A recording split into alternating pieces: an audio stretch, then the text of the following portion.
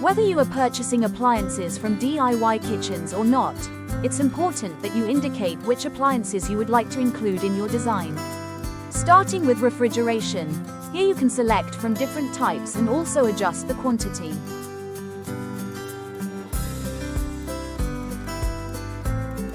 Next, you need to consider the type and width of hob you require.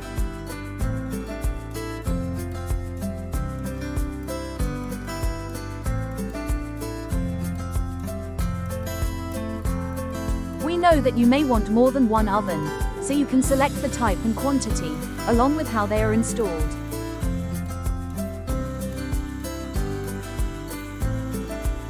With many types of extractor available, you can select the style and width you prefer. A choice of dishwashers and laundry appliances are next.